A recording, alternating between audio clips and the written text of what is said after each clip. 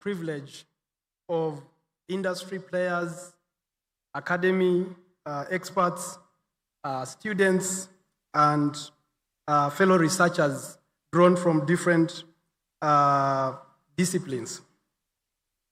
Our keynote speaker came all the way from the streets of London, flew miles and miles to be with us today.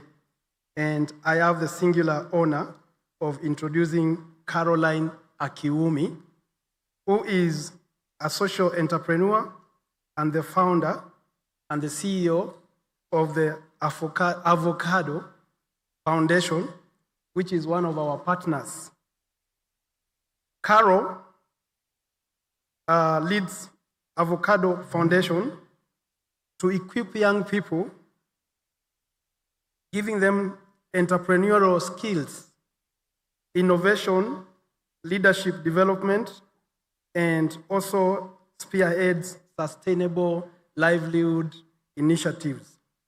She is passionate about creating opportunities that enable youth and communities to unlock their potential and drive social impact.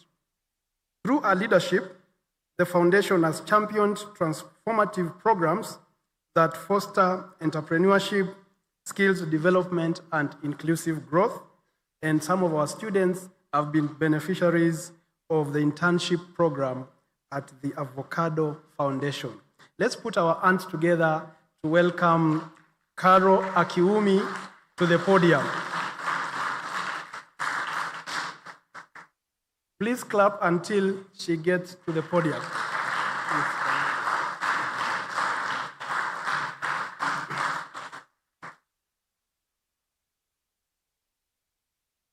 Welcome to Kenya, and welcome to 8th Zetech University.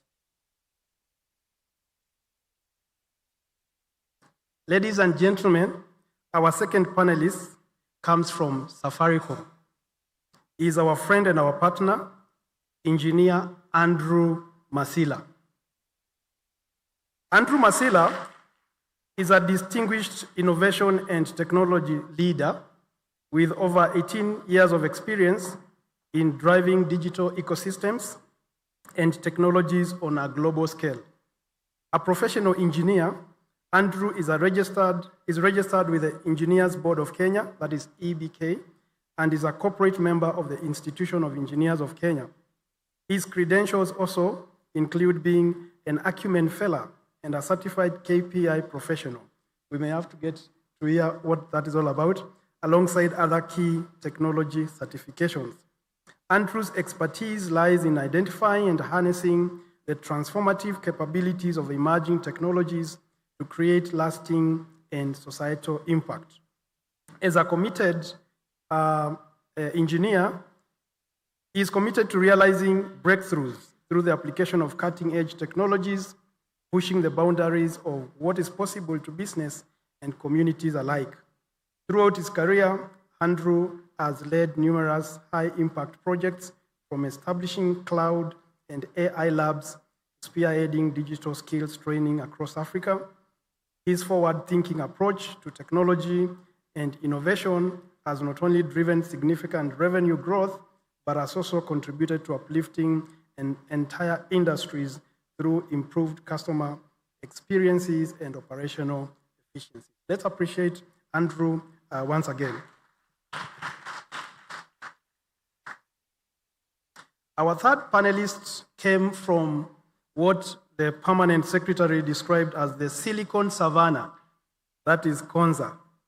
And I have the singular honor of introducing Josephine Ndambuki, who is the Chief Manager for Business Development and Innovation at Konza Technopolis Development Authority. Please clap for Josephine as she rises to the podium. Josephine leads initiatives focused on fostering innovation, attracting strategic investments, and strengthening partnerships that support Kenya's digital economy agenda. She has extensive experience in business development, innovation ecosystems, and stakeholder engagement. She plays a pivotal role in positioning Konza Technopolis as a leading hub for Technology, Research, and Innovation. Please, another round of applause for Josephine. I have the honor of introducing one of our student innovators, Mr. Githaiga Brian. Please, let's applaud Githaiga. Brian is an AI innovator here at 8th Zetech University. Please, a round of applause. He has a strong interest in developing AI-driven solutions that do address real-world challenges. His innovation is known as Umilisi AI, formerly called Sauti AI. Brian is an award-winning innovator and focuses on teaching the Swahili language to children using technology. Karibu to the stage, Brian. Our last finalist is joining us online from Meru, and he is Dr. Amos Chege Kirongo. Are we connected to Dr. Kirongo? As the technical team brings him to us.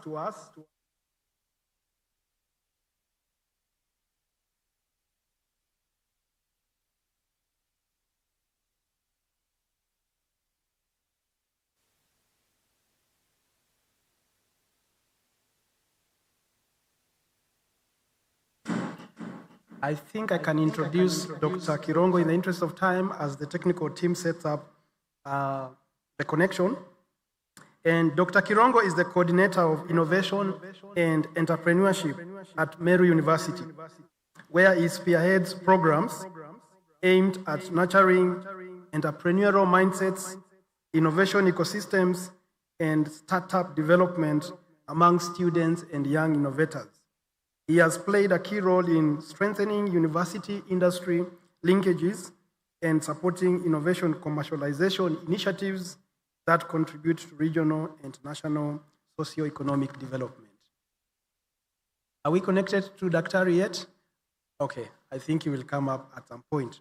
So at this point, ladies and gentlemen, allow me to give the mic to Carol to give us a keynote address.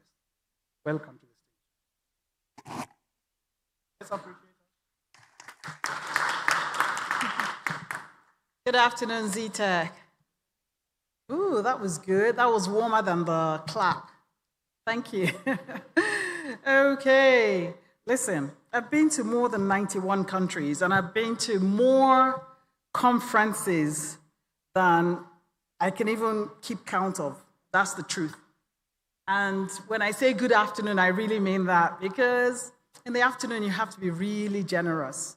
Most times, people return, and some people are fully present, other people are in that beautiful post-Nyamachama dimension between awake and asleep. But I hope that by the time I finish, we should at least come to the same page for the wonderful panel that you've got today have something to say. Now, I thought it would only be right to address something in the program. You know, it says the keynote speaker, if you look closely, is Caroline Akiwumi. When I arrived, I looked under the chairs, I looked on the stage, I looked around, and I couldn't find a Caroline, just plain old Carol. But I figured that somebody gave me those extra letters as a gift because you intend to invite me back later. So you know how generous it's like, we like you so much, we're booking you again for next time. Okay, so I'm going to take it, okay? No pressure. I'm back next year. All right, wonderful. Seriously though, I'm really delighted to be here at 8th Zetech University in this technology park. Last week, my team and I were at Karatina University delivering training on financial literacy and entrepreneurship. I really like that your tagline is inventing the future. That's not a marketing line. That, as far as I'm concerned, is a mandate. And today, I want to talk a little bit, just for a few minutes, about whose future we're inventing. This morning, you heard from so many distinguished people, including the Permanent Secretary for Science, Research, and Innovation. People who set the architecture of innovation in this country. They literally hold the levers. But I'm here to talk about the people who are not necessarily in this room. But their lives depend on what the people in this room decide to do. Whether you're lecturers, whether you're distinguished people in the industry, whether you're students who go on to do great things like Brian. Think about the most transformative innovation that Kenya has produced in your lifetime. Almost everyone. If I were to ask you what it is, we would all say M-Pesa, because that's what we know. And you know what I find most fascinating about it? It didn't begin in a research paper. It didn't begin in a conference like this one, although I'm very glad that we have these kind of conferences. It began because some woman in a rural part of Kenya was sending airtime to her husband so he could convert it to cash. She had a problem. She found a workaround. Safaricom paid attention, and the world changed. You know what I find really fascinating as somebody who refers to herself as a Pan-Africanist with a West African husband who is made in London? I find that Kenyans are really world-class at workarounds. You don't call it innovation, you call it kujijankanesia. We've been doing it for so long. Silicon Valley now calls it lean methodology, and they charge consulting fees for that. So welcome, Silicon Valley, and Brian for teaching me how to say that very long Kenyan word. But here's the problem. The woman with the airtime workaround did not benefit from the billion-dollar valuation that followed. She remained the user and not the owner. And that's the question that I came to ask this room to sit with. When we talk about research and innovation for socioeconomic transformation, are we transforming the conditions of people who inspired the innovation? Or are we producing innovation for the already innovative? I founded the Avocado Foundation 12 years ago, this June. Avocado, because the avocado looks finished on the outside long before it's ready on the inside. That's exactly who we work with. People who have everything they need to change the world. We don't even use words like empowering. Who are we to give anyone power? Or we can equip you to discover the power that's on the inside of you. Those people who have everything they need to change the world, but the systems around them have said, no, not yet, not you, not here. And I should say we chose the avocado as a symbol before avocado toast became a personality, at least in the UK, with Gen Zs. Now, every cafe in Nairobi probably charges about 300 shillings for it. I consider this a branding success. I'm taking the win. In any case, in Kenya, 83% of jobs are in the informal sector. 83%. And yet, fewer than 3% of university curricula in this country include meaningful financial literacy or enterprise skills training. We're producing graduates for an economy that does not look like the economy they will actually live in. Financial literacy is not about teaching people to count money. It is about changing who believes they have the right to build wealth. The richest person of all time, Mansa Musa, worth about $400 trillion in today's time, was African, controlled a vast empire. Wealth building is in our DNA. Doesn't matter what anyone tells you. In any case, the voice that says, this is not for me, is loudest in the communities most systematically underserved by the very institutions that we're sitting in right now. I say that with deep respect for you, Zetech, because you're one of the institutions trying to change that. I want to leave you now with two questions. Not rhetorical ones, but actual questions to take you into the rest of the conference. To your faculty meetings, your research proposals. The first, is the innovation you're producing accessible to the people it's supposed to serve? I've sat in too many innovation showcases on this continent, in Europe where I live, in the Americas, in Asia, where technology is beautiful, research is rigorous, and the community it was designed for cannot afford the data bundle to even access it. Brilliant solution, wrong architecture. You see, accessibility is not a footnote in your research methodology. It is the methodology. Earlier today, we were in a room full of your students. I wasn't a speaker, I was a facilitator, teaching hungry students to build their venture business canvas. And I watched these young people redesign different systems using nothing but their pens and paper and the frustration that they've been carrying. The insight was already in the room. We just paused long enough to listen to them and to hear it. And the best research partners that you probably have are already here in this room, in this university. They're enrolled here, paying fees to sit in your lecture halls. People like Brian.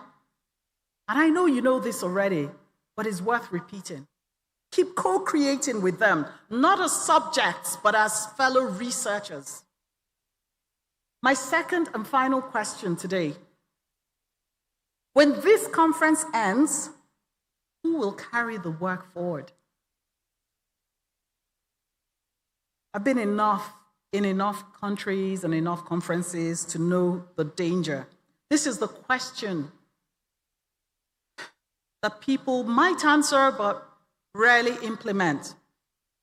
The danger is not bad conferences. No, this one's excellent. Absolutely. Danger is not conferences that are excellent but produce no action.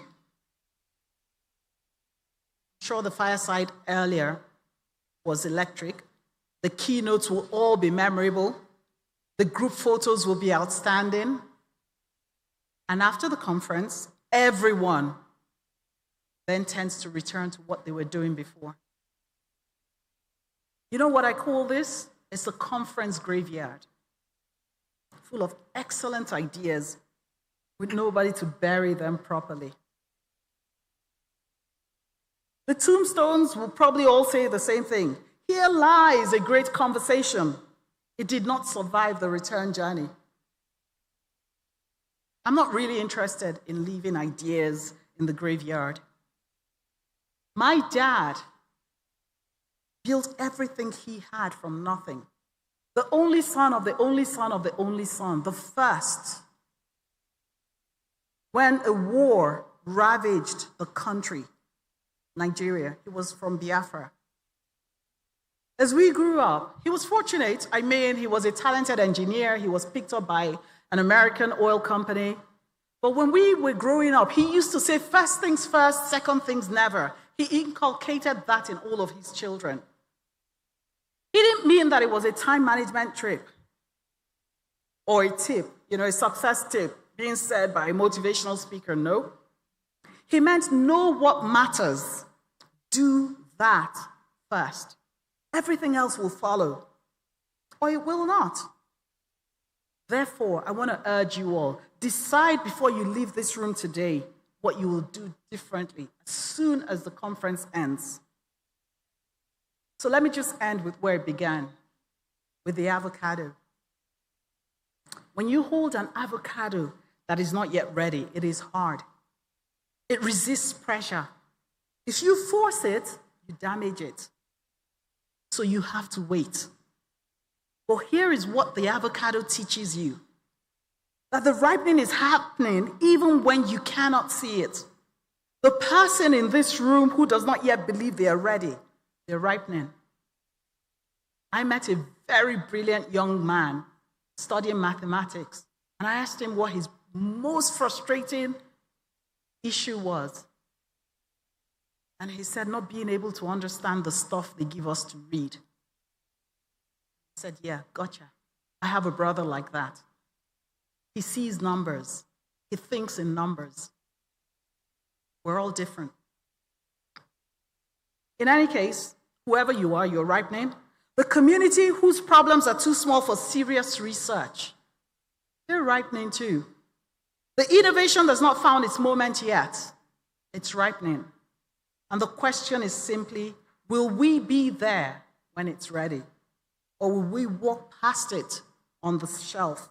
Like every Kenyan who's ever squeezed an avocado at the market declared it unready and put it back, only to find out more than likely someone else bought it, took it home, waited 2 days, and had the best guacamole of their life.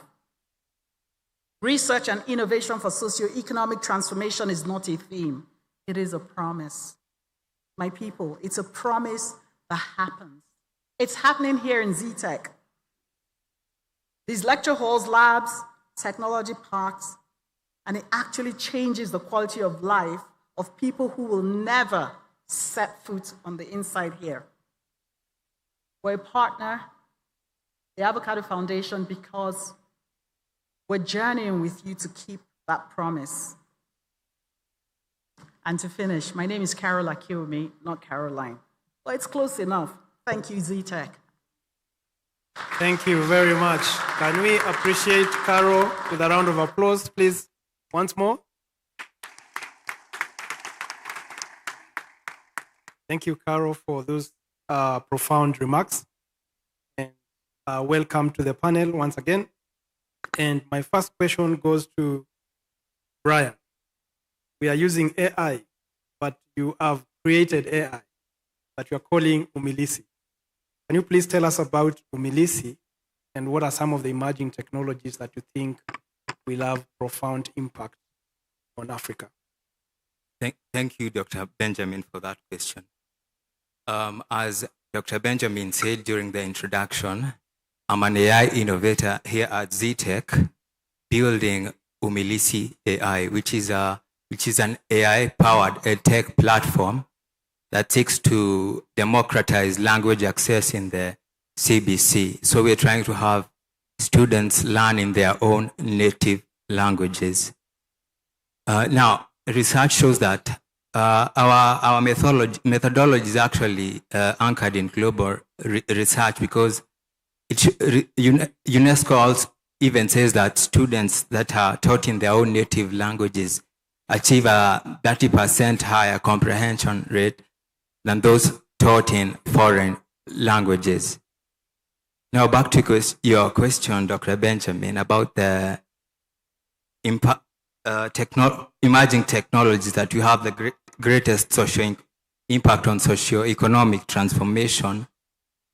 I think the biggest one will come from sovereign AI. So I'm thinking of localized AI, where we come up with our own data sets, localized data sets, and train our own models, as opposed to what is currently happening now, where we rely on models imported from the West. So currently, AI in business, people rely on Gemini or any other model that you know, and build on top of it. So if we can come up with, we can find a way of creating our own data sets, I think that will be very pivotal another thing is a shift to edge AI, where we can have these models run on edge devices. I think that will open up very many digital pathways for economic transformation. Just as a point of clarification, what does Umilisi do? Umilisi, I said it's trying to have, our vision is to have students learn in their own native languages. So we had a model which we trained on our own data in Kiswahili. So what we're doing is we are taking the CBC curriculum approved and creating a vector database with it. So we are now using an LLM to search that database, which is called, in technical terms, it's called retrieval augmented generation, and it's very critical for sectors like healthcare or education, where accuracy is critical. So it's a situation where a student interacting with this platform requires to have accurate information and not false. Present AI has a tendency to hallucinate, and the solution for that is the retrieval augmented generation. Thank you, Brian. And I know we spoke a lot about the ethical governance and the unreliability of the current models of AI, but we shall come back to you on the ethics of AI. I want to give the mic to Josephine, who is leading a great enterprise at Konza, which earlier in the morning was described as the Silicon Savannah of the region. And my question is, as a region and as we position ourselves for global competition, can you please tell us what are some of the technological advancements and strategic investments that we need to put in place so that we can remain competitive globally? Thank you. Thank you very much for that question. Indeed, at Konza, we are tasked with a very big goal to support the country's transformation to a knowledge-based economy. And in that regard, as we talk about knowledge economies, then technology, research, innovation, and commercialization of innovation sits right in the middle of it all. And so we like to look at it as being a catalyst to the national transformation to a digital economy. And when you look at it that way, then you start asking ourselves, what do we have in the country? And the analogy is, Moses was told, look at what is in your hand. What is it that we have in our hands? And ladies and gentlemen, I want to say that we have a lot in our hands. One is that we are the founders of M-Pesa, platforms that has gone and has grown and has pioneered mobile money technology. In Kenya currently, we have quite a significant investment in the big tech. We have almost the entire big tech in the world here. And we like at Konza to say in the West and in the East. So if we look at Meta, look at Microsoft Research, IBM Research, Oracle, Intel, and many other companies right here in Kenya. In fact, at Konza Technopolis, we have partnered with over 200 technology organizations for purposes of innovation and development. The other thing we have is our people. Kenya and Africa in general is a young nation. And so the people that we have is a very rich resource. And I'm speaking this sitting in the university, 8th Zetech, which is the heart of young people. Again, our young people are educated. We look at it from another lens because at Konza we are also working on the business process outsourcing or global business services. And we say that we speak good English compared to many other African countries. That's an asset that can be used to allow us to propel ourselves to the next level. If you look at what the government has done, we are now working on the national broadband project, 100,000 kilometers of fiber. Again, thanks to government and private sector investment, we have very good connectivity. We are a mobile-first nation, and we are a regional headquarter for experimentation in tech.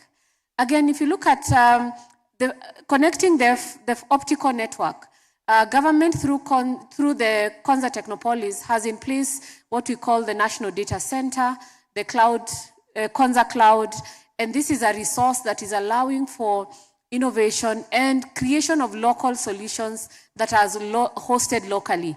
And so when you start talking about data sovereignty, data sets that are locally built, we start to see that indeed the government has actually invested in these capacities.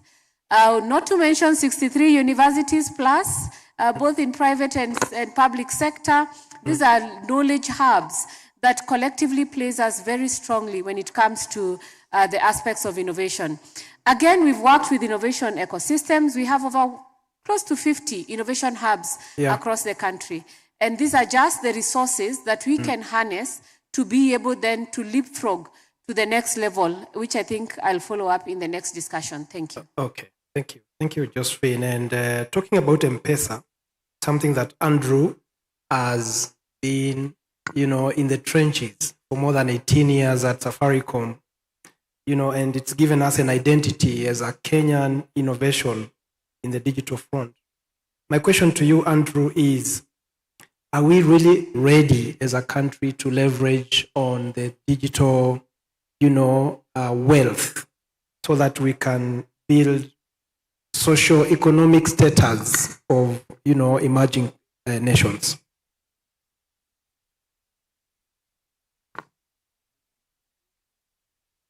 Am I audible? I don't think we can hear you. Can you hear me now? Yes. Yes, I've had your lunch. It was delicious. Can confirm I have energy. First of all, congratulations, Zetech, for your 8th Research and Innovation Week. I think one thing I'll say is I've seen progress. I think I've worked with the university for a couple of years, so it keeps getting better. So, Carol, at least there's improvement, and I usually see some of the ideas within hackathons. And the fellow panelist actually is from a hackathon we sponsored.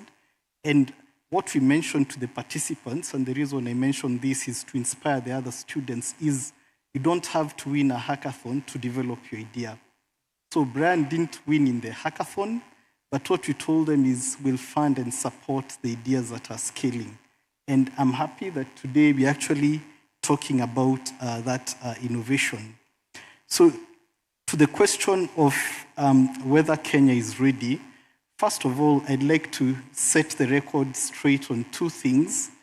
So I'd like to form a grounding for my contribution. The first one is to define emerging technologies, and digital technologies. And most of the time we confuse this with next technologies. So there's a key difference. And I'll use the example of M-Pesa. When you look at M-Pesa, M-Pesa actually used an SMS to send money. SMS was nothing new, but it was an emerging technology. You get the difference now? Next technology just means the next big thing. 5G, 6G. Emerging has a connotation to localizing the technology to meet local needs which are in the context. And as you are innovating, as you are researching, that should be the key drive to actually look at technologies that can help us in our current state. Secondly, I'd like to tell a bit of a history, just to form a foundation. And I know Josephine has mentioned a couple of elements. Let me bring them to life. And one good organization I can use is Safaricom, actually, to tell a bit of that story. And you'll see why shortly. When I look at Safaricom, Safaricom has been using technology to actually drive its purpose of transforming lives. When I think earlier on, for those of you who used pagers, how many in the room used pagers? In the 1990s, we had the paging technology, and I remember we used to have fixed lines within Kenya. Back then, that was the emerging technology. Again, it tells you emerging technology is but for a period of time. And that tells you also AI will stop being an emerging technology soon. And who will discover the next technology? Maybe they're seated in this room. So that's also a charge. As well, things around connectivity. Currently, we may take connectivity for granted, but it has really enabled this country to actually leapfrog in so many fronts. Part of the investments which actually come into Kenya are driven primarily by connectivity, because multinationals setting up in Kenya cannot set up if they cannot communicate to their HQ. So you can see the importance of foundational enablers in enabling us actually to move ahead. We had things like SMS. M-Pesa equals to SMS at the initial stages, and a SIM card. So when you think about it, then it's about even existing technology or new technology or even frontier technology that can be packaged and harnessed to drive a socio-economic transformation. Now, using the same example, of Safaricom and the technologies, you can see how many lives, over 50 million Kenyans are connected. And what that has done, it has created what we call the art of the possible. We are seeing more big tech investments, including actually the big tech that came into Kenya. Part of the talent they came for to set up their hubs came from organizations like Safaricom and other tech companies. So you can see the readiness that Kenya is shaping up. I'm happy for Zetech, and that's why I started with Zetech and other institutions, but definitely Zetech is among one of the leading institutions. And by doing this, and I'm happy, at least every month I'm in a university having such sessions, not because I like speaking, but because I can see progress and I see the input that I put in, however little, how much it's going into transformation. The institutions are now up to scratch, and Zetech, by setting up this park, this is an amazing facility. And whenever I'm in any hackathon, I never miss a Zetech student. So clap for yourselves. Thank you. Thank you. So those are very key things. And of course, we've spoken about talent and language. But I think one key thing we usually underestimate is the Kenyan entrepreneurial spirit. I think that is how actually M-Pesa came to be, because M-Pesa, the initial use case was a microfinance institution solution to fund rural farmers. But within Kenya, of course, Kenyans work at Safaricom. That use case was transformed. And also we have amazing policies within the country when you think about it. Konza was partly established by embedding strategic management within the running of government. When you think about Konza, I think it was the midterm plan, the second one, out of the Vision 2030 that saw the establishment of Konza, and also, various allowances that allowed things like M-Pesa come to be, allowing the undersea cables. So you can see all these positions. So the question is Kenya positioned to actually take advantage and build a sustainable economy? Allow me to rephrase the question, because a lot of our future is also dependent on the economic architecture that we have. Part of the answer I'd say is yes. The other part, I'll say we need to figure out together, and that's why we're in this conference. Thank you. Thank you very much, Masila, those thoughts and also your partnership. I know that Dr. Kirongo is now connected online, correct? Dr. Kirongo, are you there?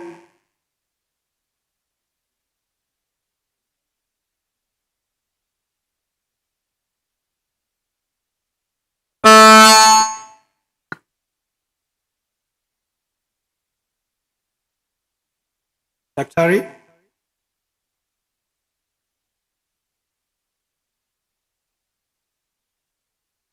Okay, should we give him a minute once again, and you can just alert us.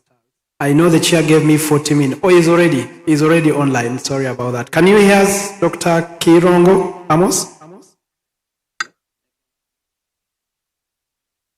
Hello? Can you hear us? Can you see us?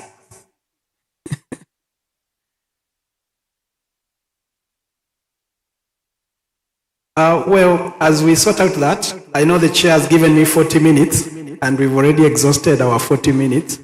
I would like to give an opportunity to Carol to respond to a question on the issue of competition within the global marketplace and what can Africa do to ensure that it leapfrogs, to developed ecosystems. Just briefly. Very quickly, I kind of alluded to this, but I'm going to give you 3 things that I believe we should start investing in as a matter of urgency. And I'm not going to rank them by what is easiest to fund, but really by what creates the foundation for everything else, acknowledging everything that my colleagues have said. The first is financial literacy. It must be embedded in every curriculum, okay? Let's not produce graduates for an economy that does not exist. Financial literacy is foundational infrastructure. Your graduates need to be able to price their own services, read a profit and loss, manage cash flow, identify customers, build revenue models, separate personal from business finances. That's not a soft skill. It is the floor, basically. The second is really community-based innovation infrastructure outside of Nairobi and its environs. I mean, I love that you mentioned Konza, Technopolis. That's important, but the knowledge economy cannot be concentrated in only one place. Talent is everywhere. And the third, just for time, I wish I could go into these, but the third is really inclusive procurement. So think about it. Supply-side innovation without demand-side pull creates a graveyard of founders with beautiful ideas, no first customer. And so what you want really is to make sure that organizations are not being constrained and not going for preferred or established suppliers. I mean, so much we could take there, but thank you for the opportunity and the time to respond. Thank you, and we appreciate your thoughts. And I would like to pass the mic to any member of the audience who might have a very burning question to our panelists. The ushers will pass the mic to you. Any member? We have one hand that is raised there. Just briefly, address your question to one of the panelists.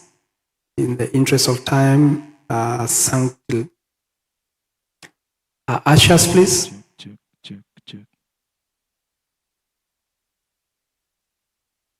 Hello, check 1, 2. Yeah, thank you. My name is Chegeduku, I'm a community leader here in Juja. My question is to Josephine Dambuki. Kindly tell us about the milestones you're making with your incubation at Technopolis. Okay. Santi.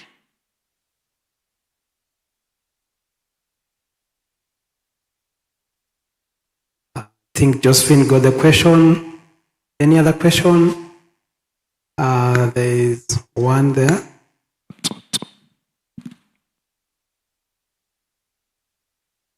All protocols observed, Zetech University, good afternoon. My name is Clive, I'm from Moi University. And in the few conferences I've been to, I always have this question, especially to the panelists and of course, curriculum development officers.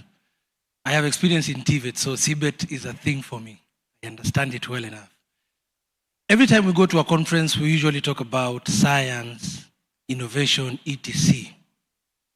The last conference I was in, I asked the keynote speaker, what is the future for research in non-STEM courses? Hackathon is a STEM issue. All the other things, the grants and so on and so forth, has always been on the STEM side. Well, the answer I got from that conference was the non-STEM courses or other programs should train students to come up with products from their research so that it can be sellable, it can be scalable, as you've said.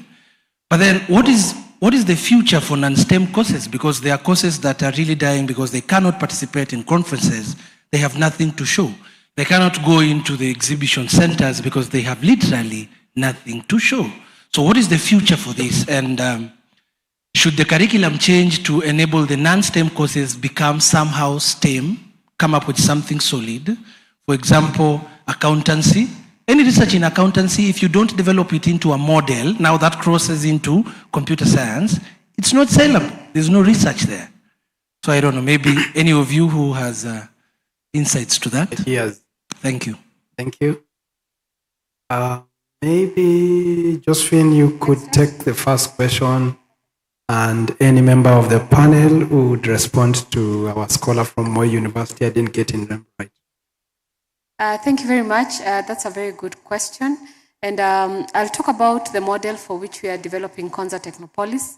We're developing Konza in two ways. One is the physical city, the brick and mortar, and the second one is a platform for national economic transformation. Now, the physical city is a center of excellence, an experimentation place that is developing 60 kilometers away from the capital city of Nairobi. The current milestone is that we have 3 universities there.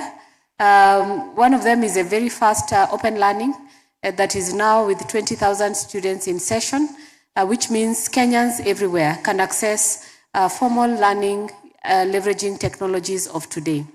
The second one is that we have an aggregating community of innovators, researchers, and development partners that are developing within the city. But then what do we mean? And I see this connects to the second question. Last week, we had one of our organizations running a forum in Nakuru County to train milk farmers on dairy on how to leverage solar for conservation and development of cooling systems. Now, you're starting to see that it is not just research for ICT, it is research that allows development at the grassroots level. The problem in this case was milk getting spoiled. And what do we have? The sun. And how do we harness the sun to create systems that can allow longevity of milk? And then we start going to value addition, yogurts, and many other things that come out of the dairy product. Now that closely goes on to what else we are doing, is that we are developing disaggregated hubs. We have a project called Jitume. Jitume is allowing us to develop one digital hub in every ward, championed by the Ministry of ICT, and we are the implementing authority.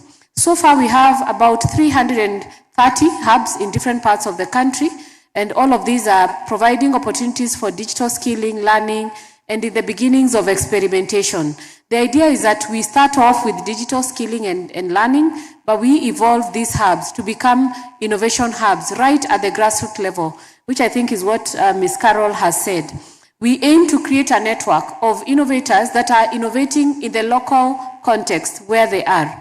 For example, if you go to Northeastern, we want to find out how do arid and semi-arid areas create economic development avenues out of what they do. There's camel, we're talking about skin, how do we process, what are innovations around, when you go to the lake, what about fisheries and other such technologies? So again, it's not just about tech for tech, it is using tech as a catalyst for transformation within every sector. And that is what we are championing. Thank you. Thank you for that response. And I'm told Dr. Amos Kirongo is ready. Can you hear us now? I can hear you clearly. I hope you're able to hear me. Well, thank you for connecting with us from Meru University. We know that you are heading an innovation hub, and we appreciate the work you are doing. The question that we have for you is, what are the unique things that you are doing to support young innovators from where you sit? And probably you could also respond to the question about non-STEM disciplines in light of emerging digital innovations. Thank you. Thank you. Thank you, Chair.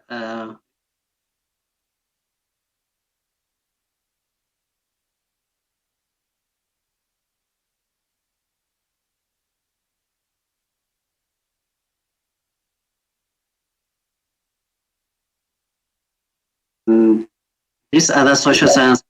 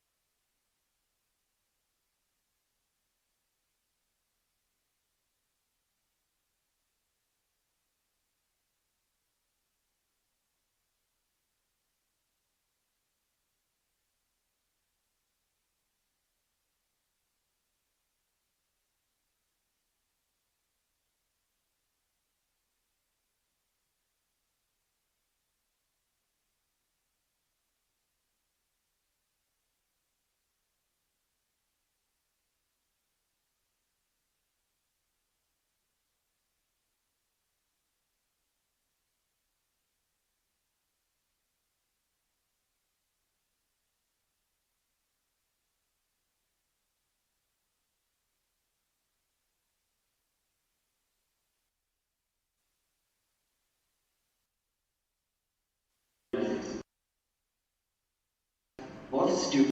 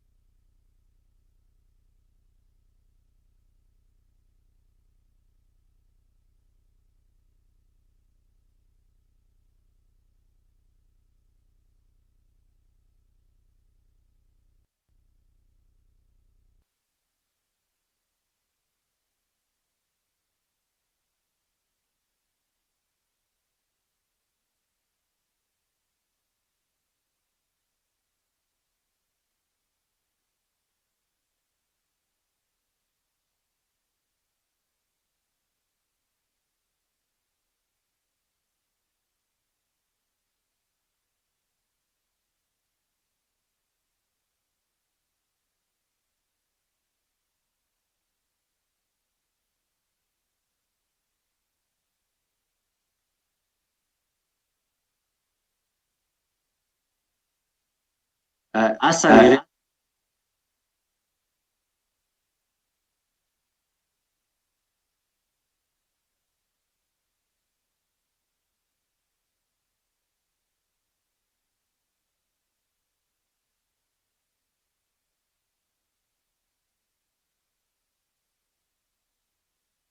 avenue and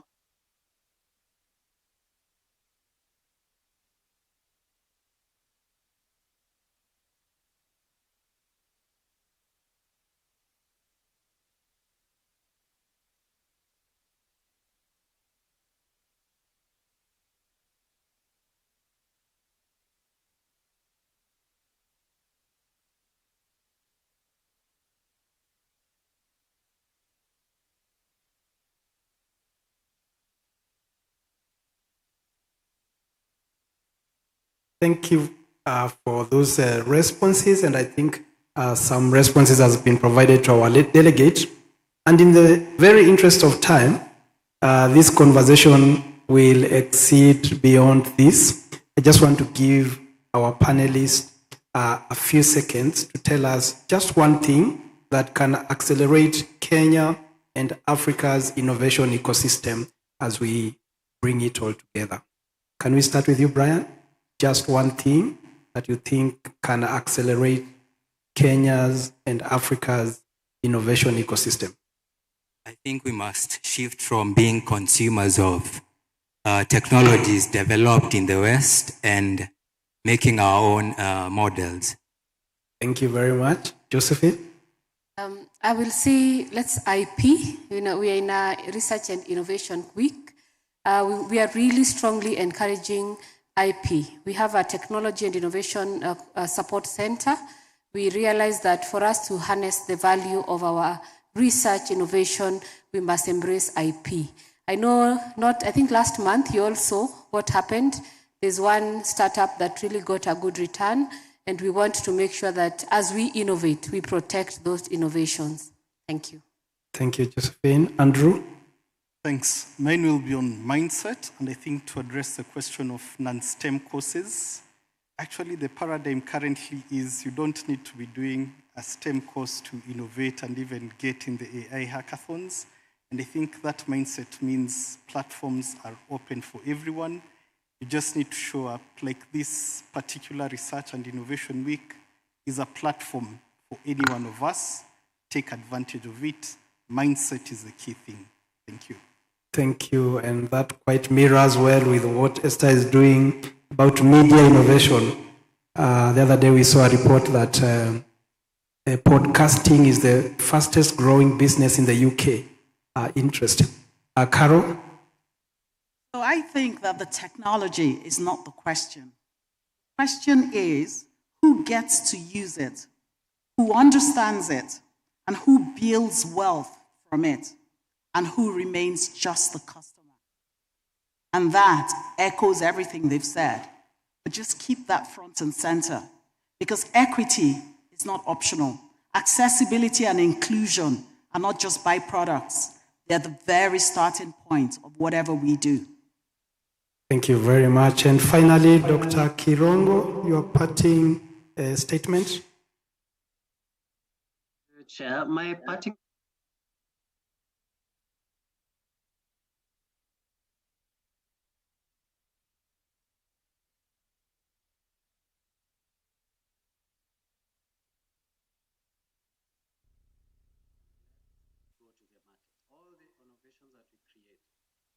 Let it reach the market.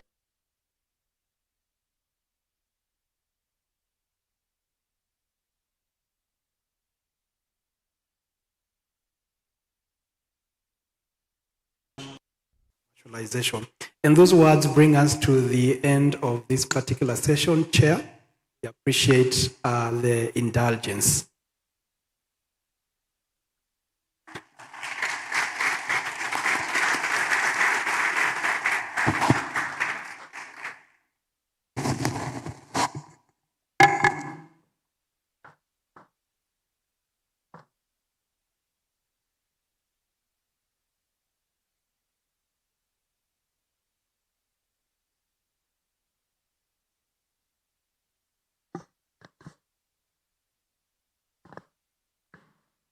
Actually, that was lovely. I know in the morning you were giving 5 factorial for the professors, but I'd like us to give 5 factorial for this afternoon's panel. 1, 2, go.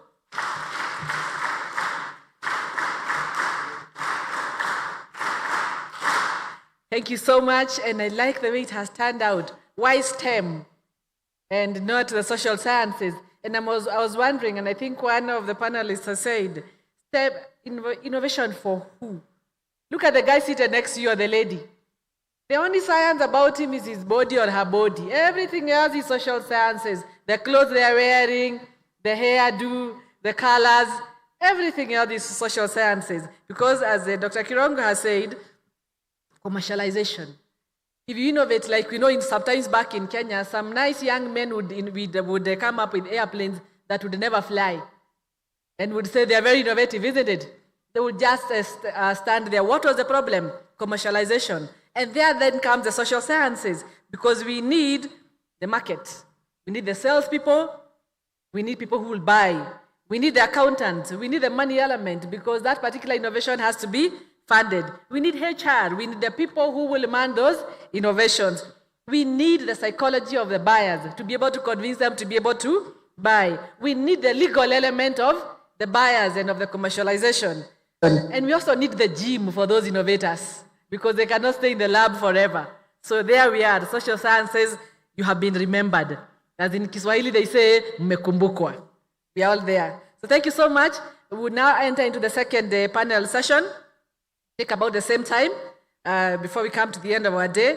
And our session 2 is from ideas to impact, navigating intellectual property in the innovation economy. Navigating intellectual property in the innovation economy. I'd like to introduce our moderator for this session, who is none other but the Dean, 8th Zetech Law School, introducing Dr. Kibet. A clap for him.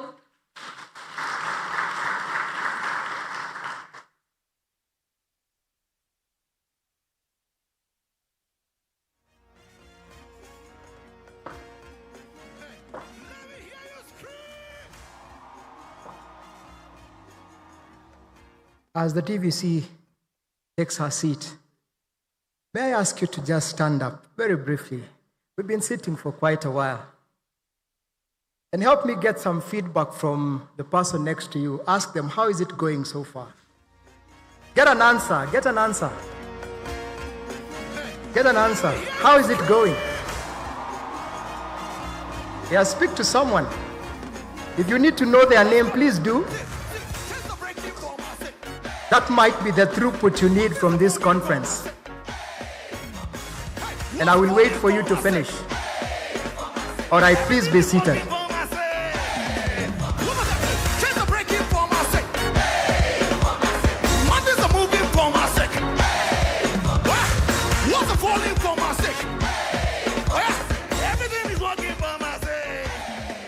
And thank you very much, DJ. The Chancellor, Professor Susan Kinyangi, the Vice Chancellor, Professor Njenga Munene, the DVC, Professor Alice Njuguna, colleagues here at 8th Zetech University, our guests from various universities and institutions, our students, ladies and gentlemen, good afternoon. Good afternoon. Once again, I'd like to welcome you to Zetech University and to welcome you to the 8th Research and Innovation Week here at Zetech. And to now welcome you especially to this second panel, which we are going to pick a cue from the panel that just ended. The panel that just concluded with one line that I picked from Dr. Kirongo, that let us go beyond exhibitions into commercialization so that innovators, inventors can gain benefit from what they invent. And so that was an apt way to conclude and to lead us into this new panel session, which, as you heard from the Deputy Vice Chancellor, it is entitled From Ideas to Impact, Navigating Intellectual Property in the Innovation Economy. In this panel, we do exactly that. We discuss intellectual property. Intellectual property being that area of law and policy that concerns itself with protecting ideas, protecting inventions, protecting innovations. And as you will know, there are different aspects of intellectual property rights, and that is the focus of this session. One of the things that I picked from the panel that ended is that many ideas, sometimes very brilliant, do not make it to the market. Why is that so? At least in part, some of those problems arise from failure in protection of intellectual property rights and commercialization, and that is a key concern of this panel that is coming. And so our objectives will be, number one, to demystify intellectual property protection and commercialization. Maybe you are an inventor and you're wondering, now that I've invented this very brilliant thing, what do I do with it next? And many times you want to make money from it. True or false? So we will demystify that, hopefully, by the end. And then secondly, to explore challenges faced by innovators in protecting their ideas. Third, to discuss institutional strategies for managing university-generated intellectual property. And universities generate a lot of IP. Fourth, to highlight best practices in technology transfer and licensing, because there are aspects of intellectual property there, transfer of technology and licensing issues. And then fifth, to promote an innovation culture that values and protects intellectual assets. That is a key thing to do, especially when you are an innovator or you're interested in innovation and entrepreneurship. And so to help us in this very important topic, we have a distinguished panel of experts in intellectual property and people also who have experience in these matters. I will call them to take their seats, and then the way this session will go is by way of Q&A. They will be helping us to answer some critical questions as far as this topic is concerned. So our first panelist is Mr. Saksham Gogia, who is the director of Lexworth Technologies Limited. This is a company that is incorporated in India, but now has global footprints here in Kenya, in the UK, and elsewhere. What do they do? It's a legal tech company that has artificial intelligence tools that help lawyers and other people to carry out legal research using artificial intelligence and to do so responsibly. Mr. Gogia. We can appreciate him as he comes. And we thank you too for being a friend of Zetech University and Zetech Law School. Number 2, we have Dan Judge. And Dan Judge is a lawyer by profession, intellectual property attorney, and expert. He assists innovators in their journey as far as protecting intellectual property rights is concerned. He is affiliated with Judria IP, and I hope he will find time to tell us more about that. Judge.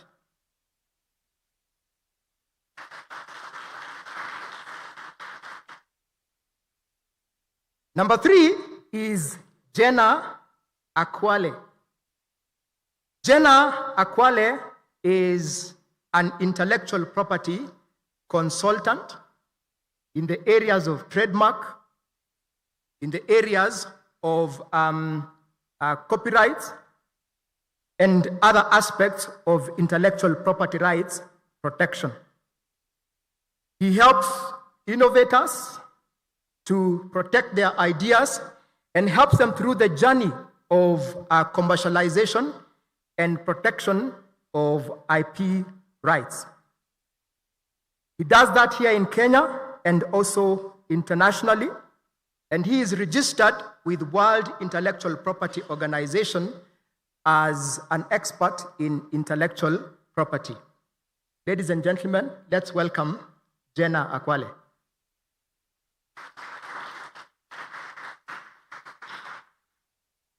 Then we have Mr. Zero Sami Lewa, who is a senior patent examiner with KIPI. KIPI is Kenya Industrial Property Institute. And that is a government agency created by law, tasked with registering intellectual property or industrial property for purposes of ensuring that those who generate them benefit from them. And so the person you need to speak to as far as intellectual property protection is Kenya Industrial Property Institute, KIPI. And coming from KIPI is Mr. Zero Lewa. Let's appreciate him as he comes. And last but not the least is our very own Isaac Mwendo. Isaac Mwendo is a student at 8th Zetech University in the area of IT and more specifically software engineering.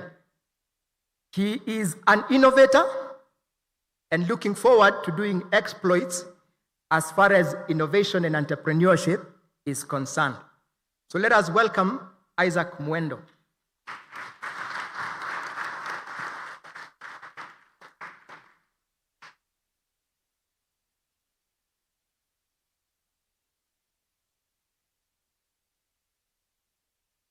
So before I take my seat, I also would like to introduce the rapporteur of this session, for the reason that he himself is also an intellectual property expert, and that is Dr. Kenneth Kodio. Yeah. Dr. Kodio is a lawyer by profession, a lecturer at 8th Zetech Law School, and his areas of expertise is intellectual property. So I will shoot the first 2 questions, and then I will take my seat. And the first question is, Kenya's innovation ecosystem continues to grow through research, startups, and digital technologies. How would you assess the current state of intellectual property awareness among researchers, innovators, and entrepreneurs? In other words, do people know what is the state of awareness as far as intellectual property is concerned? And that question goes to Lewa. And then the second question, which is similarly important, is why is intellectual property increasingly becoming a strategic asset in driving innovation, competitiveness, and sustainable growth? That question goes to Saksham. And as you do that, you yourself have been an innovator, you've ran a startup, and now you are where you are. So perhaps you could give us from experience, why is intellectual property a strategic asset as far as these things are concerned? Gentlemen. Thank you very much. As you have heard, my name is Zero Leo. And I've been in this industry for almost 13 years now. And one of the key aspects of low IP awareness is that majority of, I'll talk from the perspective of research institutions, which basically here I'm talking to universities, R&D companies, and maybe startups that are doing their own initiative. A lot of people have not really embraced IP as one important aspect that actually drive their companies or whatever institutions that they have. From a startup perspective, a lot of, for example, startups rarely do understand the research to commercialization pathway. They tend to jump from one aspect to another. In terms of university, a lot of universities, and now I am actually doing some things with TVET, a lot of people just focus only on publications. I'm sorry to say I'm in a research institution. But we do appreciate the value that publication comes with accolades and everything. But I will also echo the words of my student, my lecturer, who has just went, Dr. Amos. I remember teaching him, he was a service with Professor Kibas, I think somewhere here. And we really jump forward and don't understand, or not understanding IP, but we have not really appreciated the value that it carries. Since we have not done that, it means we don't preach it enough to make it that people can understand it. The way, for example, KRA mandates you to have a PIN before you can do any business. And it will become everybody's business that you should be able to have that PIN for you to go forward. Probably it's high time that we ask ourselves the question, why do we miss out funding, for example? How do we scale up? I think Gina will probably talk something to do about that one. Because of the lack of IP, or because not we don't have the IP, but lack of registration of those particular IP assets. I think that's as much as I can go. And by the way, the IP awareness in this country is still very low. So there's still more to be done.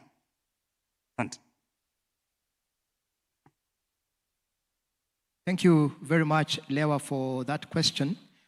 Saksham, over to you, and maybe you can begin by telling us the comparative situation in India. Do people know about IP? And then you can tell us why IP is a strategic asset. Carry on. Thank you so much. A very good afternoon to Vice Chancellor, DYC, distinguished guests, and most importantly, I like to begin with is all the students and delegates here. I think you all will probably gain the most, I hope, out of this conference. I'll begin with just answering the question straight away. It's an ongoing task. India is a huge country. I come from a country which has 1.4, 1.5 billion people. So it's always an ongoing task, but it is similarly situated. We come from a rich culture, just like Kenya. Heritage, just like Kenya. Going through the colonial eras, just like Kenya. And now getting back on our feet, just like Kenya. Right? And very rightly said so, that we want to shift ourselves from a consumer-based market to innovators. And that's where I'll answer the question. The strategic importance of intellectual property in driving innovation, competitiveness, and commercialization as well. Let me be very clear. Intellectual property is no more a defensive legal tool to protect what you are doing so that others don't replicate that. It's no more that, it's beyond that. It is commercial value. It is a core business strategy today. What use is an innovation? It is not innovation if it already exists. And to make sure everyone knows that you exist is intellectual property. And that is how you not just protect yourself, you also build value. It is, as I say, in itself a commercial asset, We say strategic asset. The intellectual property, we have a patent examiner here today. We have an IP attorney here today. We have had people participating in hackathons. An IP in itself will fetch you value. Valuations of startups, companies also take in the factor whether you are a registered trademark, registered patent, design, whatever is applicable to your product or service. I'll just finish it off with 3 things that as to why I believe intellectual property is a strategic asset. Number 1, it helps in attracting investment. We're talking about commercialization. So if you build something, you attract investment. IP, number 1, protect yourself and register your product or service. Number 2, create market exclusivity. If you have protected your intangible knowledge, the way of your, for example, your way of training an AI model, as someone else was talking today, then nobody else will be able to replicate. So maintain exclusivity in market. That will help you commercially. And the last, it opens up new revenue streams. Gone are the days where you feel you will have to do everything. You have an intellectual property, license it, give exclusive dealers. You expand your markets beyond borders in that way. Therefore, intellectual property will not only protect your business, but will spur your growth and help you think beyond what your product would be able to. Thank you, sir. Thank you very much, Saksham, for that very comprehensive response. Now, let's talk about something else. And Jenna, this is your question. You help innovators to protect their intellectual property rights. And maybe you're here and you're wondering at what point should you start thinking about IP protection? So at what point should an innovator or an inventor start thinking about intellectual property protection? And what are some of the common mistakes that people make along the way? Yeah, thank you very much.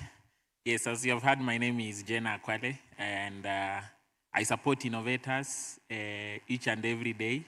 That is my daily routine.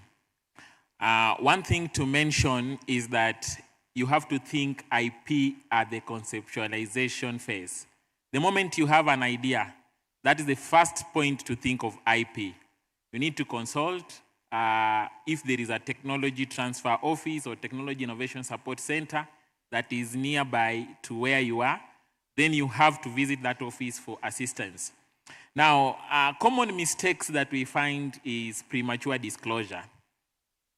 Ladies and gentlemen, you know very well that, especially for men, if you're chasing a lady somewhere, the first mistake you can always make is to have a premature disclosure. You must hide your information, move around when you are going for those dates. You have to hide it. The moment you expose it very fast, there's a likelihood that you will lose it. And that's a common mistake we see when I meet innovators. They have gone for hackathon, they have exhibited their invention, their creative works, and then the next day this company has a lot of money, it has published this work in their media, and then you come to the office and you are like, my idea has been stolen, what can I do? You have already lost it. Because the principle of intellectual property is the first to file, is the first to own. The moment you miss on that, you've missed on a big chunk of it. Secondly, misalignment of IP types. We have various forms of IP. Zero here is in Kenya Industrial Property Institute. They deal with industrial property, patent, trademarks, industrial design. Right now we are moving into geographical, yes. And then we also have the utility model. One of the inventions that I see most people improving, you have improved an invention here and there. So you can get that at Kipi. But you see someone has come up with a software and they want to patent a software. In Kenya, we don't patent software. You have to go to Kenya Copyright Board. So you have to understand where does your IP fall.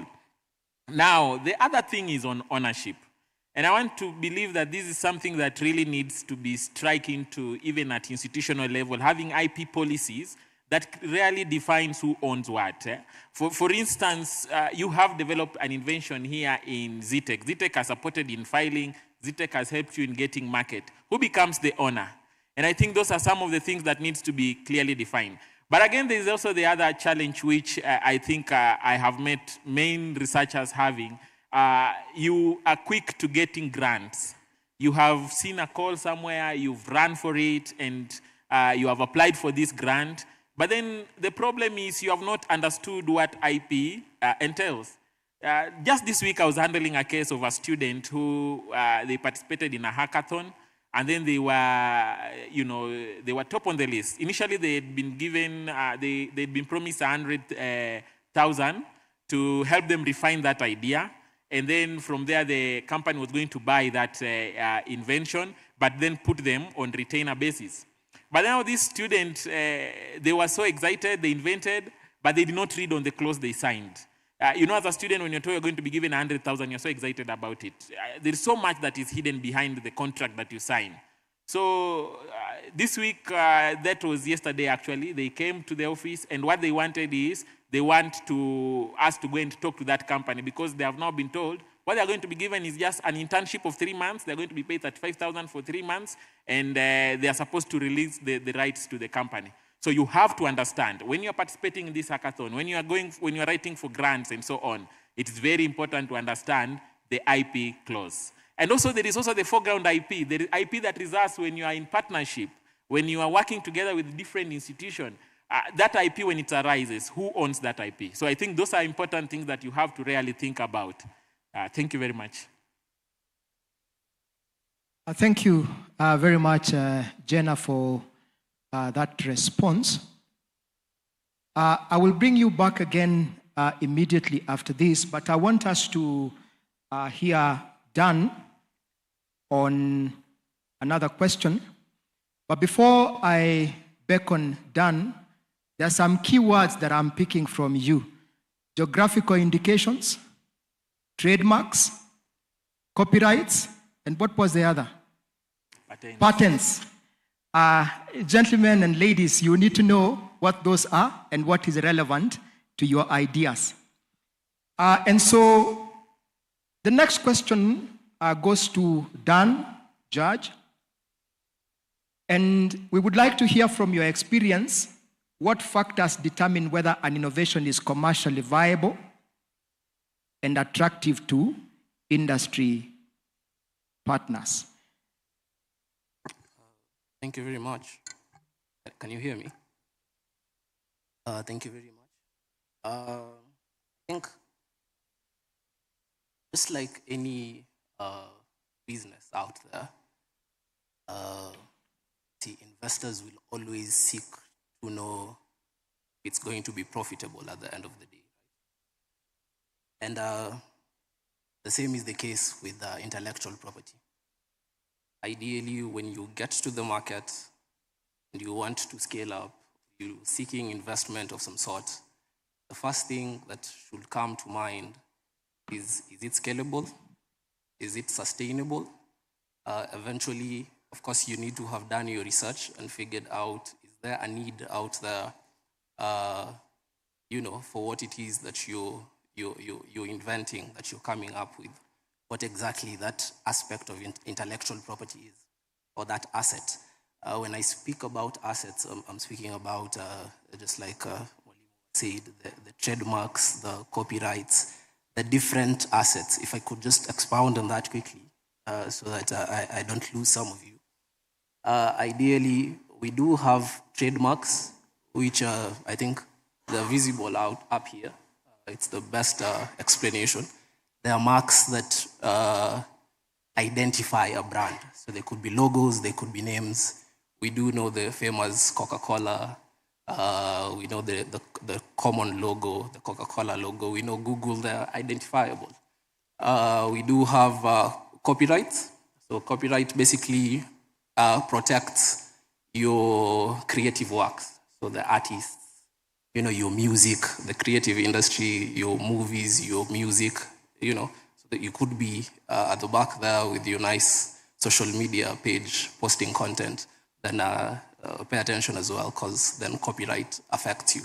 And there's patents, which I believe has been best addressed in this session, given that this is primarily a tech-based forum. There's patents which basically protect or govern inventions, things that make an inventive step, to solve a problem in a particular area. Now, ideally, these are the most common ones, but it's very important that you understand that things like your trade secrets or your know-hows, how you run your business or how you do whatever it is that you do, is also protectable under intellectual. It also forms part of intellectual property, so you also need to be keen on that. So then eventually, just like I started answering my question, when it comes to conversations about scaling and getting out there and sitting down and analyzing what exactly your product is, what exactly your intellectual property is, and seeking funding, then those core pillars that I discussed, you sit down and you have a conversation with yourself, with your friends, with your partners, with the relevant expertise that we have up here on exactly this idea of mine, this intellectual property of mine. Is it scalable? Is it sustainable? Does it solve a problem in the community? And eventually, from my experience, if you could check these boxes, then more often than not, you will get the funding. Lastly, away from the sustainability and the business aspects of it, it's very important that every time when I speak to young people, I do encourage them that some of the investors might not also just be keen on the business question or the market need that your invention answers. But, some of them are looking to invest in the person. Okay, I don't know if you have watched Shark Tank. Some of these sharks invest in a person, in a team. The way you compose yourself, the way you answer questions, the plan or the systems that you have put in place. Some of those plans, like my colleague here has mentioned, some of those plans being put in place could include them checking whether you have registered your intellectual property. I hope that does make sense. I think. Yes, and I thank you very much. Now, I want to bring you, Jenna, on this question. How can universities enhance awareness of intellectual property and intellectual property rights among students, among researchers, among the startups that we incubate, among entrepreneurs that we support? What can we do to enhance IP? Yeah, thank you very much for that question. I meet this question more often when I visit universities. And one and the first point to pick is having the second generation IP policy. Most universities, as it stands, we are still in the first generation IP policy, which speaks only on protection, generation and protection. But the second generation IP policy, we talk of commercialization. So we have generation, protect, then commercialize. It's very important because now you are able to clearly stipulate how that institution is going to commercialize every bit of invention, apart from just talking of ownership and protection. So that's the first thing.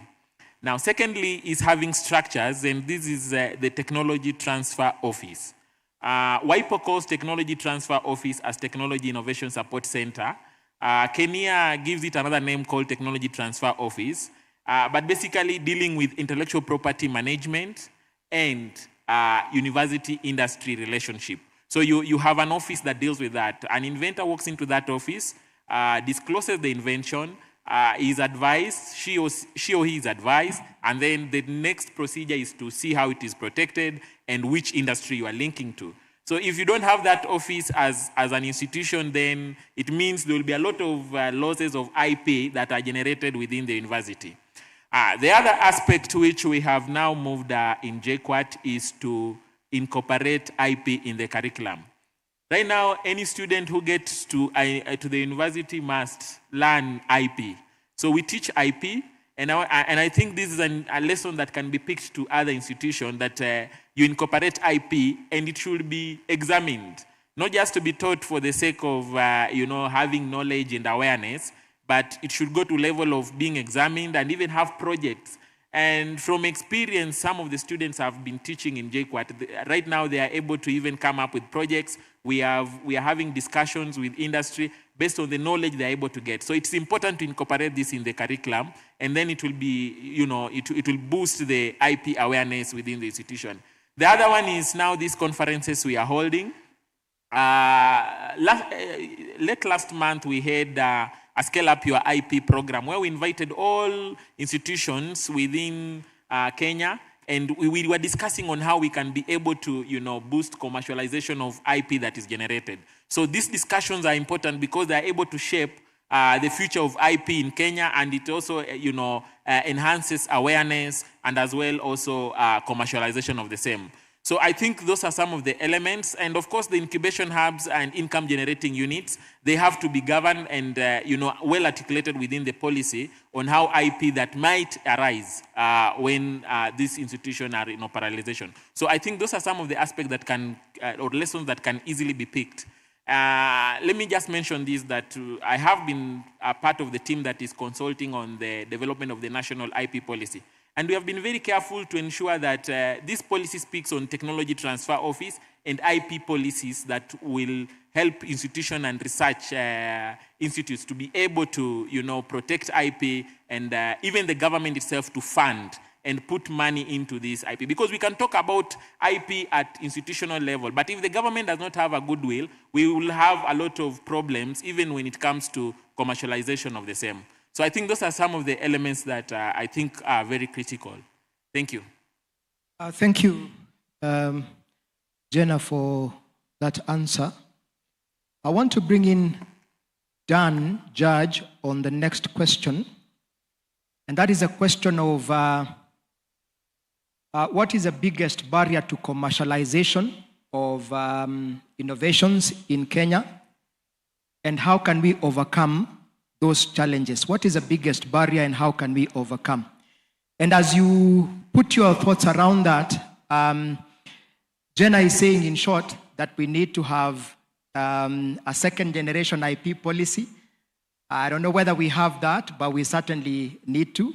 And then secondly, you spoke about the need to have a technology transfer office at the university, and then education, awareness, and campaigns on commercialization. Dan, what challenges exist and how can we overcome? Thank you once more. I think just a continuation of my previous points to a greater extent. The biggest challenge ideally in commercialization of IP, one has to be information, has to be education.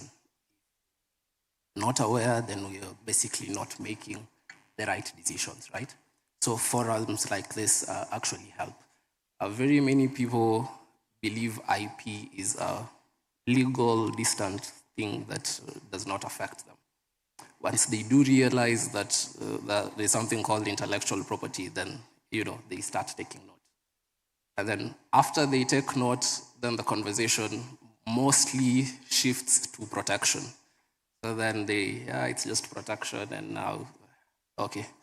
But then if we could push the conversation and let them aware that, make them aware that beyond protection, beyond identifying your assets, there is something you could get from it. You could actually commercialize it.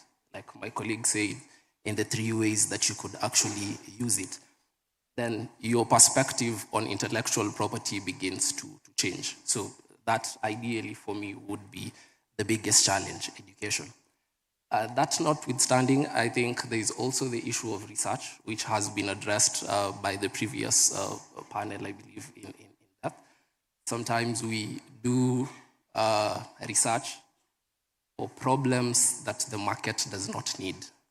So then we have inventions or we have IP that the market does not need. So then we end up with a certificate from KIPI and it sits pretty at home.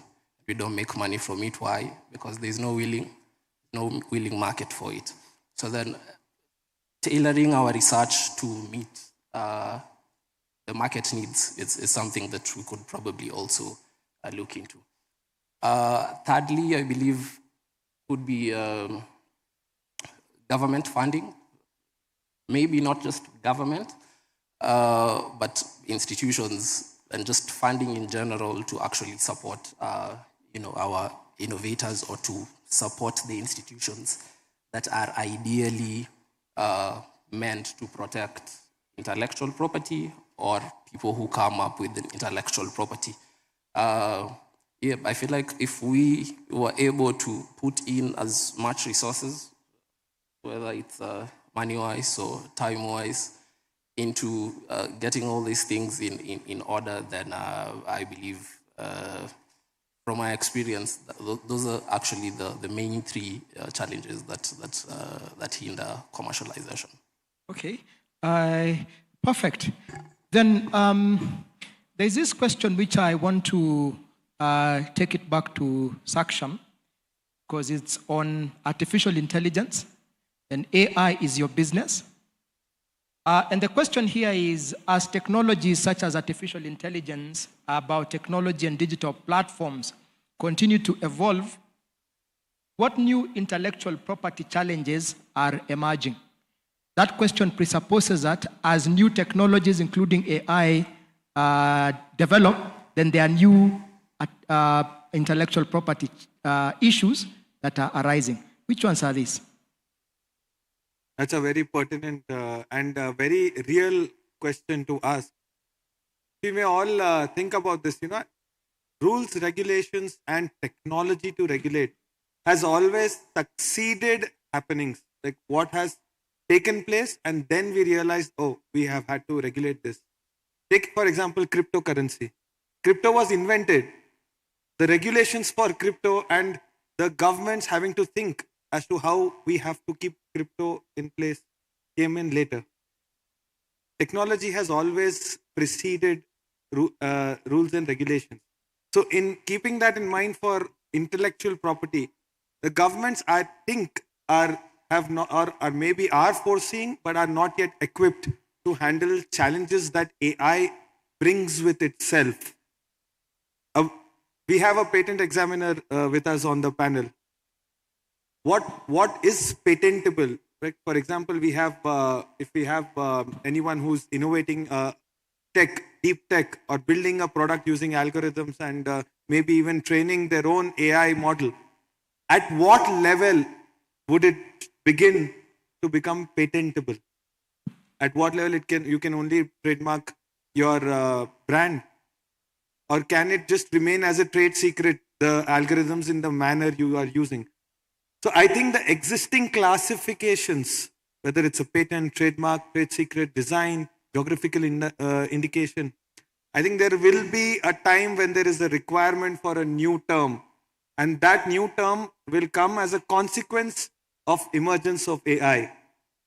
Yes, I'm in a unique position wherein I am an innovator who is also a lawyer. And in my position, I am, even if I try to understand this challenge, even I don't have the answer yet. I haven't visiting various conferences as well. I haven't found enough discussion to this effect as to how you can protect your knowledge, intangible knowledge, which IP generally protects in the era of AI. Because how can you distinguish what AI has brought and what is come as a result of manual interference? Yes, there are emerging challenges. To answer your question, sir, I think we are yet to concretely identify those challenges as well. And I think these challenges will come, and as usual, our regulations or method of tackling will follow that. Thank you. Thank you. And thank you so much, Saksham, because you also tell us perspectives that are real, what you experience as an innovator yourself. And so the next question goes to Isaac, also an innovator. And the question here is, how should Kenya's intellectual property framework evolve to remain relevant in an increasingly digital and innovation-driven economy? How should Kenya's intellectual property frameworks evolve to remain relevant in an increasingly digital and innovation-driven economy? That's one limb of the question. The second limb is, for you as an innovator, what real challenges do you experience and what would your wish be? Thank you so much for that question. One thing that I could say to shape our policy here in Kenya is first to recognize that the rate at which our technology is advancing is greater than how we're able to protect it. And the first step of having intellectual property is ensuring that we have proper security measures in place. It's one thing to have a registered patent in paper. It's another to have that translated to a tangible product. And one of the things that we could do as a country is to sit down and come up with better policies and ways we could be able to enforce them for some of these innovations that are coming up. And we also need to recognize the role of universities, particularly in providing education and training to students, which will really help them in advancing the knowledge gaps, awareness with regards to intellectual property. And as for me as an innovator, there are quite a number of challenges we were able to face when we started the Refer Lab. First, we didn't have that much mentorship and training around intellectual property first started. But by being fortunate enough to join some of the startup programs and also being incubated here at 8th Zetech University, we've been able to attend different programs and seminars that have been able to guide us through the process. And it's safe to say that if we continue with this effort, we'll be able to explore different types of innovation. Currently, we are mostly dealing with a software innovation. Mostly we use copyrights and trademarks for our branding. As for the patent aspect of it, and it's important to mention, we have utility patents, because many times there's that misconception where I have a software idea, can I be able to patent? There's always that misconception that runs around. And you need to understand that with a utility patent, if you combine your software innovation with a hardware product, that in itself is redefining a new method, a new function that can be able to be protected. Good. And so everything, including nice things, have an end. And so we want to end this discussion, and we will do so with parting shots. And the question here is, if you, whatever you are, an innovator, an entrepreneur, an IP expert, whatever, if you could recommend one action that universities, industry, and policymakers should prioritize to unlock full value of research and innovation through IP, what would that be?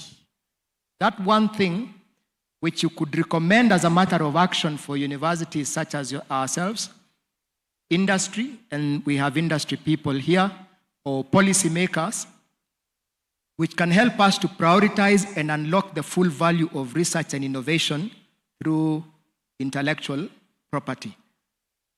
What is it? And the rule here is, make it short, make it crisp, make it punchy. We start here. Thank you very much. And I'll be brief. I've listened to so many people talking here, but I'll pick one thing: culture and mindset. Culture and mindset determines industry-university linkages. culture and mindset determines whether the problem you are solving actually really fills a gap or you are doing it for the sake of doing. An investor will put money on a valuable or tangible invention. At your own time, you might go and look at the technology readiness levels. For your information, majority of Kenya universities are just doing basic research and lab validation. It's not really much convincing to go to prototype or even market readiness. So either we change, how we change our culture will change our mindset. And if we strengthen, or if we are supposed to have research that we actually pick products in the market from the shelf, then we need to strengthen our industry-university linkages by changing on how we approach things. Kenya is not short of policies. We are short of implementation. Thank you. Good. Thank you very much. Jenna, we are looking for quotable quotes. Okay. Thank you very much. I'm not good at giving quotes, but what I can say is that innovation cannot be done in isolation. Universities will not sit on the fence while industries sit on the far end. We need this collaboration. But then IP is the insurance that will govern how this collaboration is done. Thank you very much. Thank you. I think to save time, I will stand on what has been said. Collaboration. That's pretty much it. I'll try and give you a parting quote. Research has to be marketable. As part of research in every university, it would be good if one of the parameters of judging can also be the marketability of such research. Whether on a scale of 10, how big a problem your research is solving. Right? If you have marks for that, yes. And then the best ones, please incubate them, mentorship, investor networking with them, and provide them with all the support an incubator does. Thank you. For me, I think intellectual property should be resilient. The products that we build need to be able to survive the competitive environments that we work in. Because we have reverse engineers who are great at redefining, redesigning those intellectual properties. Thank you. Thank you very much, Isaac. That is all we have time for. We would like to close, but just before we do that, just to pick a cue, is there anybody who just wants anything clarified and it's really important? You just won't be happy if we don't do it. You have a question, put it, we will deal with it. I can see 1, 2. 1, 2. Again, the question should be short, crispy, punch. And then the gentleman over there, then we close. Check. I'll make it count. Thank you for the opportunity. 2 things, please. After you have finished the panel, don't go. Stay around. I have chased the other panelists just to get their contacts and work together after that. The other thing is I want to encourage the idea of sensitization. Sensitize people more. Today in CPA, I knew intellectual property or patent is part of current assets. We usually put it there. But today, I've understood that that certificate can help you make money. So I think when you are sensitizing people more about that, focus on how it can make money. I think that is now demystifying education in terms of IP. Thank you so much. Thank you. Hello. Okay. Oh, my question, I actually have two of them. They're really pressing. First, if I have my own innovation and I want to protect it using the IP, what are some of the charges that are there for you to protect your asset or your innovation? Okay, and in that note, I'll also want to know what is the range. Okay, is it affordable for students? Because you have a lot of students who are having innovations of their own. Is it affordable for students to secure their projects or their innovations. So, okay, that's just a simple thing I wanted to ask. Another one was going to Isaac. Him being our fellow student here in school, having gone that far that he has gone, and us here behind. Actually, I'm in 2.1. So mine, actually, it is about just the general knowledge in, let's say, programming. When I came in year 1.1, the first program I wrote was Hello World, and I felt like everything is going to be simple because this one, I felt like I'm more powerful. I had done this one, that everything is going to flow. But after then, writing more programs, I meet more errors, being discouraged, trying to watch tutorials. But somehow the problem still remains the same. I try going to AI, trying to run my code, but I still find the errors. How am I going to go through this one and come up with a project that is successful, just the same as yours? Thank you. Fantastic. I'm really loving this. So for the first question on costs, patent examiner, the gentleman from KIPI, Mr. Lewa, I will deal with it. And then you will share your experiences. Then we close there, Isaac. Thank you very much. The cost of registering an IP right solely depend on the type of IP right. So if you are dealing with what Isaac is calling a utility patent, we are following the Britons, so we call it a utility model. The charges usually is 7,000 statutory fees. That is 1,000 application, then 3,000 publication, and 3,000 registration. I don't think anyone who has a good idea will think about the cost and the impact that particular innovation is going to cost. For a patent, it's 3,000 application fees. Because patents are usually stringent, they are required to be new worldwide and are supposed to be inventive. It is our duty as examiners to search different databases across the world to determine that this particular invention is actually new as you purport or you allege to be new. And that's why we are not favorites of many researchers. You are supposed to pay 5,000 Kenya shilling for the substantive fees. And then after that, if it is allowed, you're supposed to publish 3,000 and then registration 3,000. That's an ideal scenario that it has gone to the last. So roughly 14 to 18,000 depending on the number of claims that you have. However, this is where the catch is. A patents require a structured way of presenting the work. It needs to be drafted.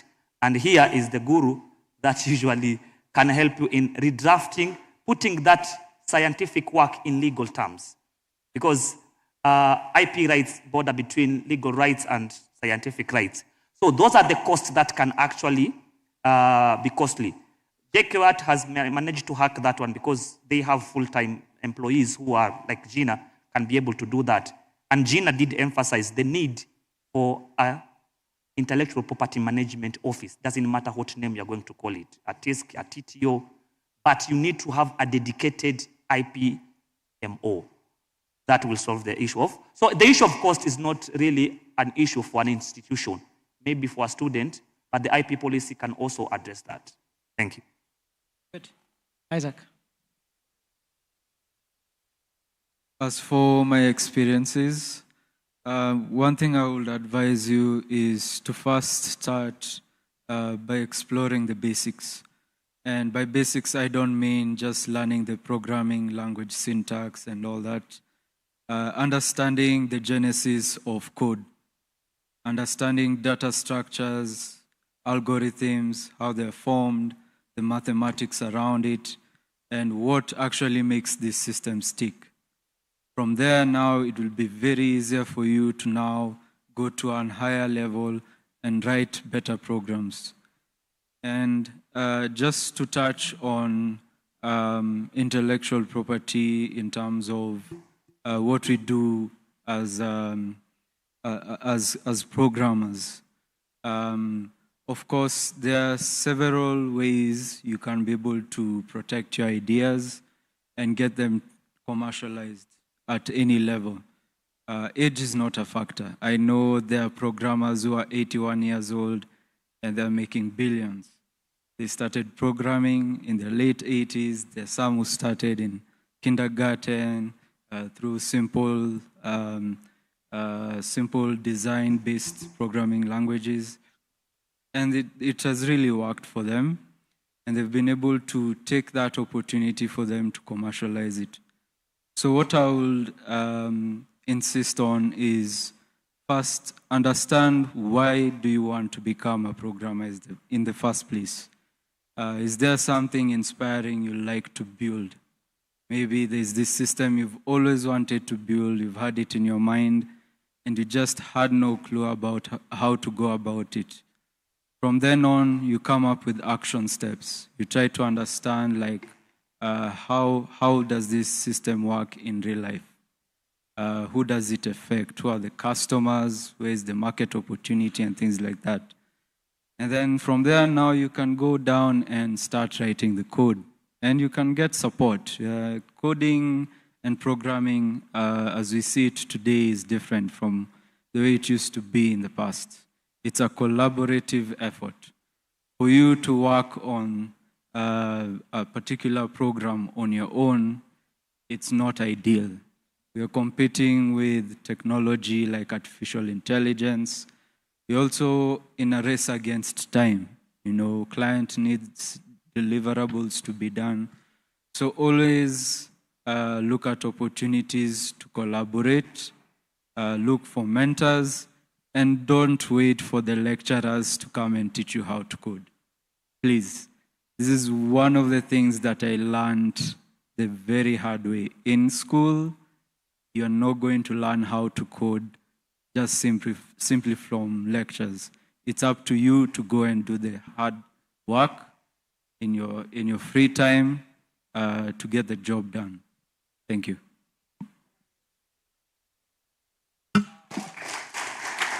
Ladies and gentlemen, thank you. We wish you a good evening. And if you have further questions, they will be here to take them.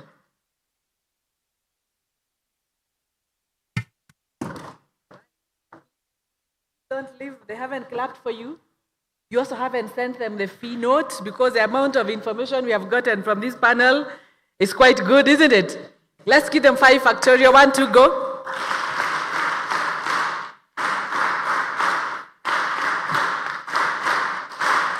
Thank you so much. I think that was a wonderful session, wasn't it?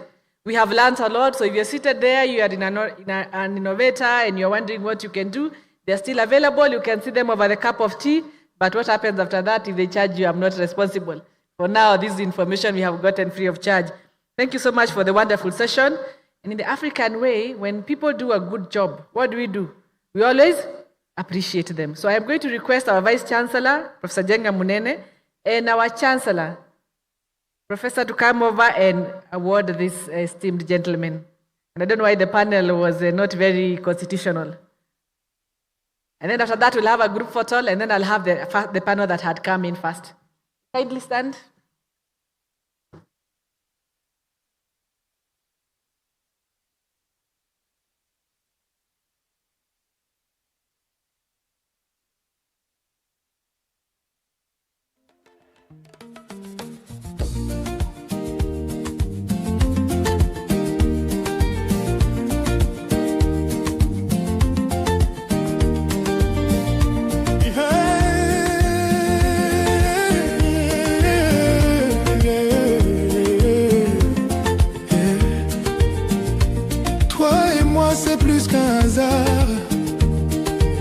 Ton sourire est un médicament à motema.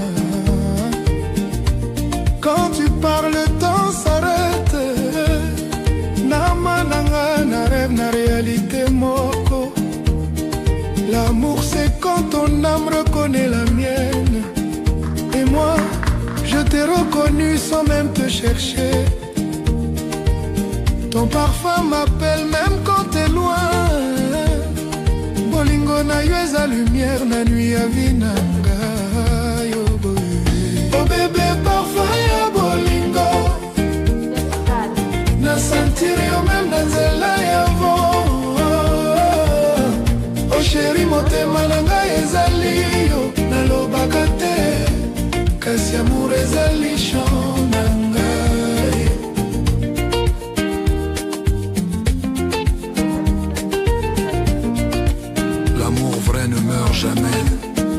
change juste de forme. Et si demain on s'éloigne, que ton nom reste une prière sur mes lèvres.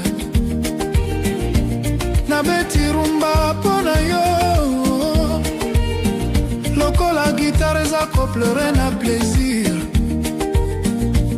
Tes yeux disent tout ce que les mots taisent. Biso mibale tango ezali témoin. Aimer c'est savoir attendre le battement de l'autre. Nayembaka yo ata motema nanga ezotika. Soki bolingo ezalaki crime, alors ngai nazali coupable éternellement. Na nzoto na yo na trouve repos. Na soni te ata monde ezali koregarde. Yo nde chanson oyo nzambe asala pour moi. Na refrain ya vie na ngai yo nde mélodie. Oh bébé parfum ya bolingo, nayemba yo tango nyonso na mémoire. Oh chéri motema na ngai ezali yo, nakufi na plaisir na vivre na yo. Aimer, c'est donner sans compter et sourire même en pleurant. Tozala ensemble jusqu'à la fin des saisons, parce que bolingo na biso ezali éternel.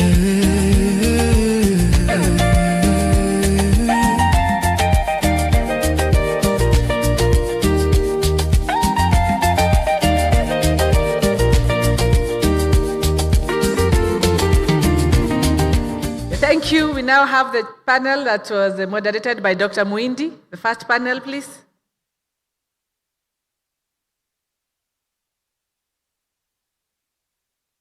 The Chancellor and the VC remain on the stage.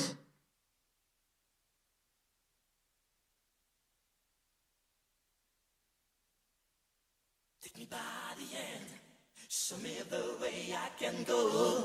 Take me by the end, show me the way.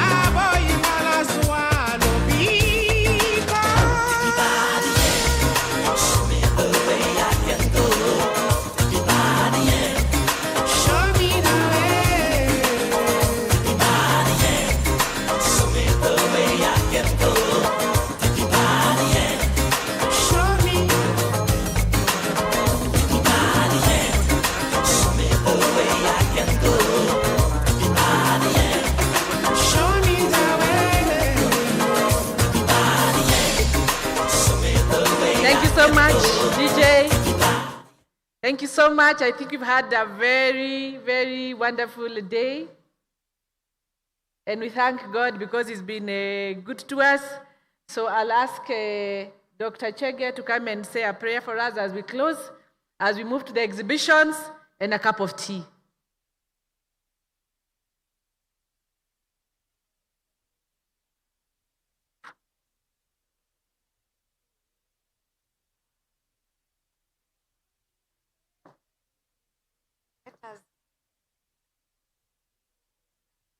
Let us rise and pray. Our dear Heavenly Father, we are grateful this evening because of your goodness. We planned for this day, Lord, but it is because of your mercy that you made it happen. We have had a lot of success. We thank you for all the people that have contributed, have sacrificed their time to be here all day since morning. We do not take it for granted, Lord, and we can see that that is your favor, Lord. We thank you even for the days that are ahead. We have also made plans, and we are asking you to continue giving us favor. Even as we arise tomorrow and we start another day, we are hoping that your favor will continue to go with us so that our day can be as successful as today. Father, we are praying for those that all of us who will be traveling to go back to our homes. We pray for journey mercies, that you take us safely, Lord. And when we hear that everybody arrived home safely without any problems, we shall remember to give you honor and glory. We cannot forget, Lord, to thank you for the management of this institution, 8th Zetech University, because it is the reason that we have these opportunities to be able to meet here, network with people from other institutions. It is because you have given us good management that are running this institution well. So we ask you to continue guiding us, continue guiding our leaders, our managers, so that this institution can continue growing. We have seen how you have been with us, and we have seen where Zetech came from and where it is today. So we thank you, Father. We praise you, and we honor your holy name. As we depart, Lord, there is a cup of tea that is waiting for us. We ask you to bless it as we drink it, Father, and whatever accompaniments will be there. Bless us so that we may have enough strength to be able to continue serving you. We pray this, believing and trusting in the mighty name of Jesus Christ, the Son of the living God.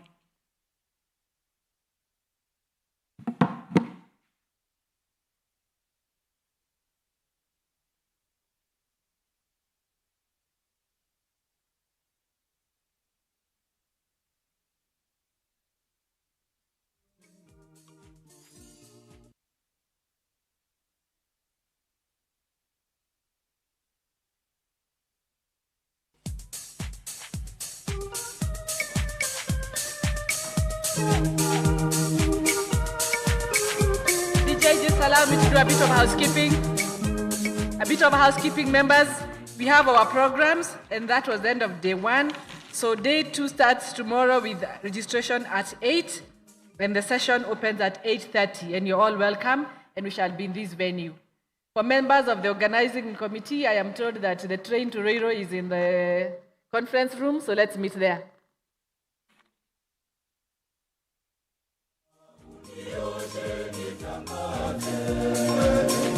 Ni wewe upenda kabisa.